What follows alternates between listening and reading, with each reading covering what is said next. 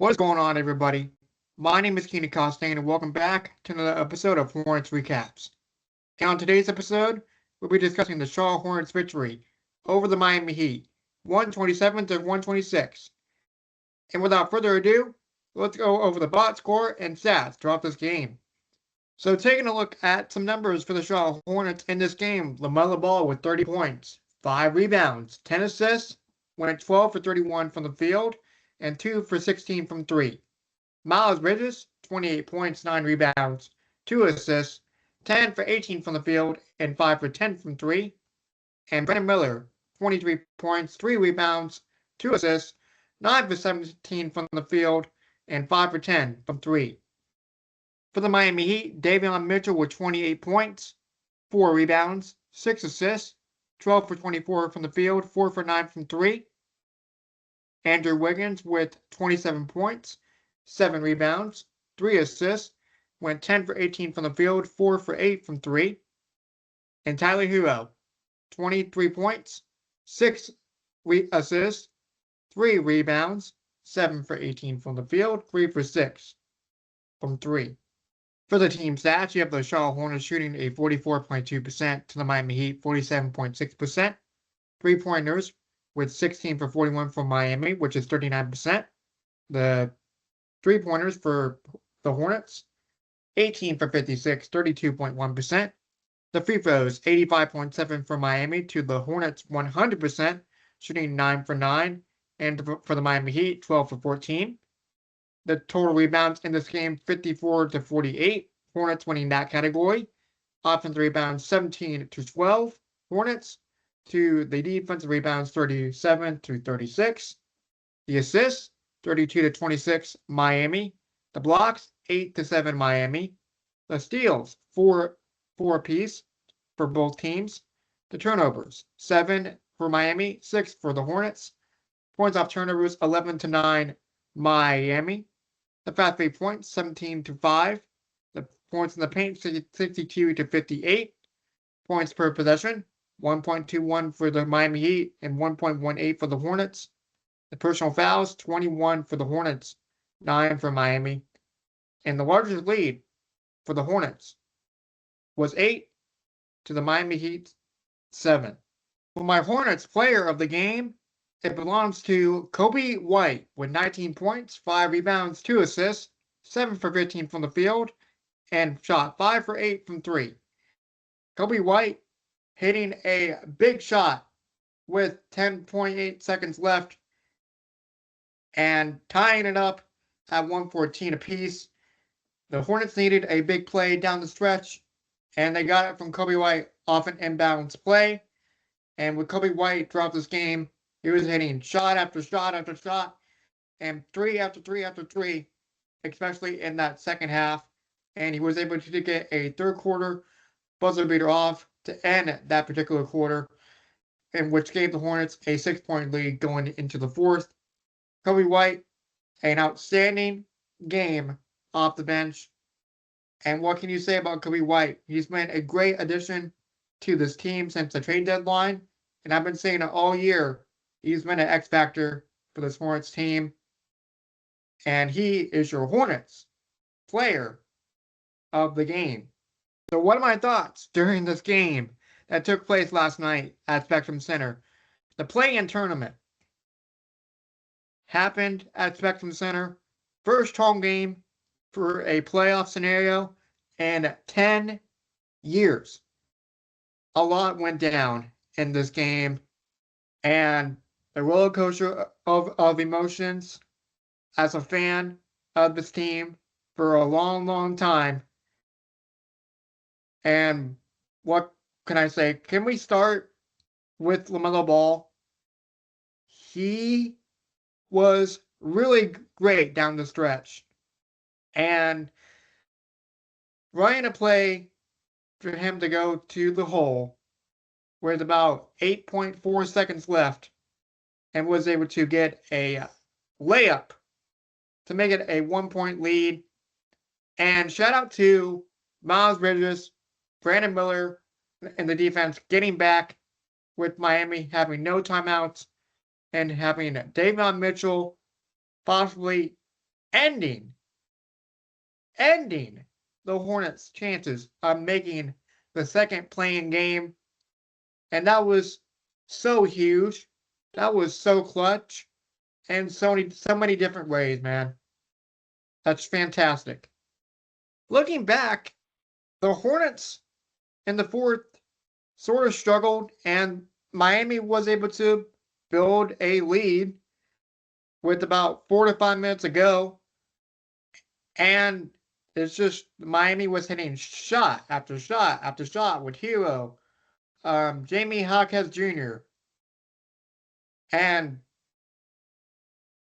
it was just unreal of how they were shooting the ball. And Calvin Ware played a huge part in this game as well. It's just unreal what I witnessed. The Miami Heat were not backing down. And I have no other words what to describe this game as a fan of the Charlotte Hornets team and what we've seen throughout this season. What Jeff Peterson has built to get to this point. I know the play-in tournament for the 9th and 10th is supposed to be you got to win 2 games to make it in. But the Hornets played their hearts out in a clutch situation, and they're used to blowing these teams out. And for a minute there, I thought that would be the case once the Hornets got off to a great start. But Miami, I'll give them credit. They hung around, went back and forth, and the Hornets were able to respond almost every single time down the floor. With LaMelo Ball and Bam Adebayo, it was the second quarter with about 10 minutes to go. LaMelo Ball goes in for a fader from like 15 feet out and gets knocked in the head, falls to the floor, and then Bam saves it from going out of bounds. And then LaMelo seems like on replay trips Bam Adebayo, and he just lands on his back very awkwardly. And there's a lot of speculation right now that LaMelo Ball could have possibly been ejected or gotten a flagrant foul. But since the referees could not review the play because the play at the other end was still going on, and now if it went out of bounds and if Bam knocked it off a player, they could have possibly reviewed that. And I'm glad that LaMelo Ball did not get a flagrant foul or even thrown out of this game, because who knows what Bam's status was going to be. But we didn't find out until much later that Bam wasn't going to even return. And that's why Calvin Ware, I bring up his name because he took Bam's Adebayo's spot in the rotation. Now, do I think it's a flagrant call? I mean, it's ticky-tack to me. Is it a dirty play? Sure. I mean, it means something to both of these teams for sure, playing hard and physical, but you don't want to injure anyone per se. And throughout today, the NBA is currently reviewing the play, and there could be a possible fine, maybe a suspension for Friday's game for the LaMelo Ball. Now, do I think it's going to be a possible fine, suspension, or both? To me, since it couldn't be reviewed and the play was still going on, there was nothing you could really do to reverse it. And I think it's going to be a fine for LaMelo Ball, a pretty hefty fine, and the NBA is going to take notice for the other teams too and say, hey, don't do what this guy did for that type of play. And for the Miami Heat, they had so many opportunities to even close this game in the fourth, and I didn't even bring this up. This game went into overtime, and Hero had a chance to win the game and didn't for the Miami Heat. So the Miami Heat had their chances with 3 minutes to go, up 6, and the Hornets just did not back down. And with LaMelo Ball, Brandon Miller, Miles Bridges, and Kobe White, those were the guys that really stepped up shooting-wise, except maybe LaMelo Ball had a tough shooting night from 3. But Moussa Diabate had 14 rebounds. The total rebounds. And it's just the heart and soul from what I've seen in this game and what the Hornets have been doing. It's just great to see that. With Concanipple, that's probably the last guy I'm going to probably bring up. And for the Hornets, and I'll get to the Miami Heat players in a second. Concanipple has definitely had his worst performance for the Hornets, having 6 points and going 0 for 6 from 3. It's weird to have Concanipple not make a 3-point shot. It's weird to have Concanipple struggling like that, even though he's been kind of struggling from the field the last 5 to 10 games or so. And I bet his legs are pretty much tired from what he's been able to do with this Hornets team. And he's a rookie. He'll get through it. We've seen some great responses after tough games for Con. And this is one of those games that, for the Hornets, you got to have like a guy like Miles Bridges, Brandon Miller, Kobe White step up in big situations. Because I think Concanipple can bring something to the table for this Hornets team if they continue to stay the course. Andrew Wiggins, totally forgot to mention him, except in the stat line. 4 for 8 from 3, 10 for 18 from the field, 27 points.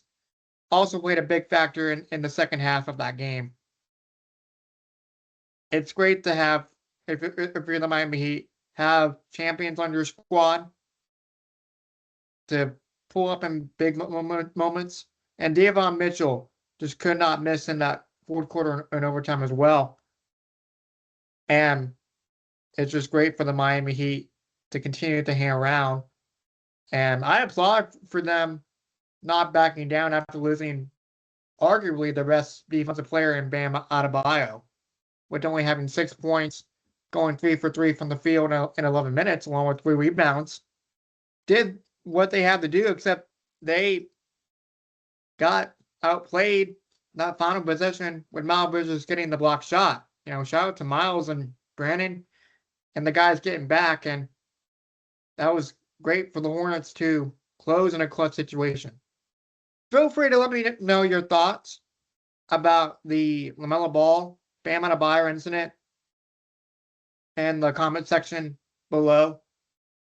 Is it a possible fine or even suspension for LaMelo? So let me know your thoughts and opinions in the comment section down below. Lastly, the Hornets, with this win, advance to game number 2 of the play-in tournament. So here are my predictions once again, in case you missed the first or the last video that I made about the play-in tournament. So the loser of the 7th and 8th seed will face the Hornets, and that will be possibly the Philadelphia 76ers or the Orlando Magic. Now, in my opinion, I would like to see Orlando Magic play the Hornets on Friday night, because if the Hornets history and what they've been able to do against Orlando, blowing them out throughout the regular season. And I just like their chances against Orlando. And they kind of, the Magic kind of remind of the Hornets of what they're going through and the players that they have as well. So that's my short and sweet prediction.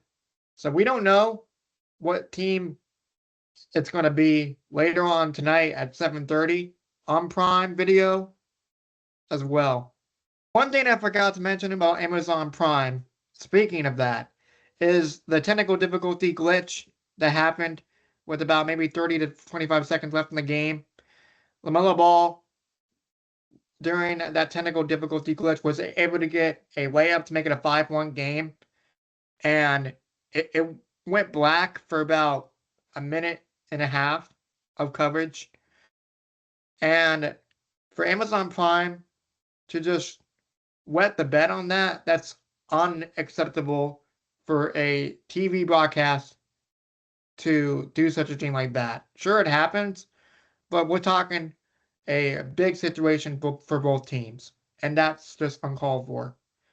And right after that, Tyler Hero, off an inbounds play, was able to get a 3-point shot off to make it a 2-point game. And then the inbounds to LaMelo was double teamed. And then Hero was able to get into the corner or drive to the corner and get fouled, allegedly.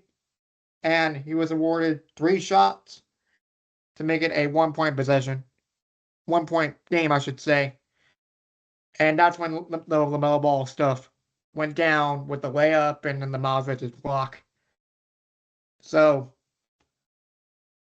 looking at this game, I think it's a great learning experience for the Hornets. They made it past the first game of the play-in tournament, being the 9th or 10th seed. And that's really important for this young Hornets team that wants to succeed with this young core. And I love it. I love it a lot. But there's still work to be done with either the Philadelphia 76ers or the Atlanta Magic as their opponent. And it's not going to be easy being in this situation because the Hornets have never been in this situation before where they have to play the second game of the play-in tournament being the 9th or 10th seed. So that'll be interesting to see. So that'll do it for another episode of Hornets Recaps. Again, my name is Keenan Costain, and if you like what you see, feel free to give it a like. Subscribe down below for more.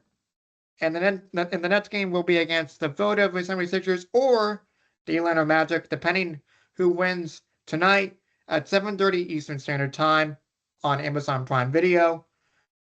And that game will take place on April 17th, that being the Hornets game against the 7th and 8th seed. I don't know if I'm going to make a video tomorrow or Friday about a preview possibly. So be on the lookout for that video. It's probably going to be most likely tomorrow because I'm scheduling on Friday. So be on the lookout for a possible play-in part 2 preview against the Philadelphia 76ers and the 8th seed about what they need to do. And we'll recap some of the Heat game possibly in that video as well. But until then, thanks for watching. And until next time, have a good one, folks. See ya. Bye.